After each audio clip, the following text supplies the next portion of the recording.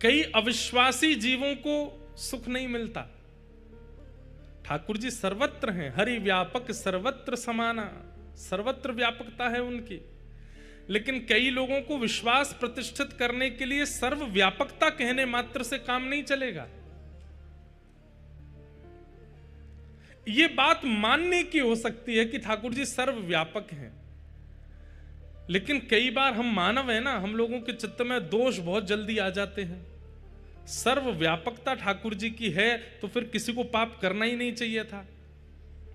बहुत ध्यान से सुनिएगा, ठाकुर जी सब जगह हैं तो फिर दुनिया में पाप होने ही नहीं चाहिए। सबको ये बात लगनी चाहिए, पता होनी चाहिए ठाकुर जी देख रहे हैं, ठाकुर जी यहां भी तो हैं, यहां भी तो बैठे, लेकिन फिर भी व्यक्ति पाप क्यों कर देता है? क्योंकि उसके अंदर ये बात पूर्ण रूपेण प्रतिष्ठित नहीं है कि ठाकुर जी सर्वव्यापक हैं।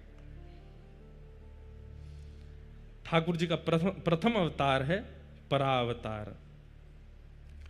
इसलिए ठाकुर जी परावतार से एक और अवतार धारण करते हैं, जिससे लोगों के मन में थोड़ी ये तो भावना आ जाए कि भाई यहां ठाकुर जी तो बैठे ही हैं, यहां मुझे कुछ नहीं करना। और उस अवतार का नाम है विभव अवतार।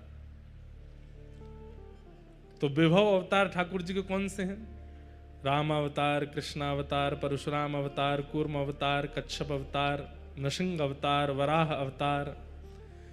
इन अवतारों में रूप धारण करके ठाकुर जी ने परावतार की पुष्टि कर दी। अच्छा, तुम नहीं मानते सब जगह भगवान है, तो लो मैं खंभ से प्रकट होकर के दिखा देता हूं कि मैं यहां भी हूं। तुम सब जगह मेरी व्यापकता नहीं मानते, तो लो मैं कछुए में आकर के तुम्हें बता दूंगा कि इसमें भी मैं हूं। तुम सब जगह मेरी व्यापकता नहीं मानते, तो अत्यंत जिसको अलग माना जाता है, जिसको कोई छूता भी नहीं है, ऐसे वराह के रूप में भगवान प्रकट हो गए। बोले लो तुम जिसको छूते तक नहीं हो उसमें भी मैं हूं। ठाकुर जी ने विभव अवतार धारण कर लिया। परावतार सब जगह भगवान, परा में विभव बन करके ठाकुर जी सब जगह प्रकट होने लगे। लोगों के अंदर और विश्वास बढ़ने लगा। लेकिन विश्वास कहां तक सीमित रह गया?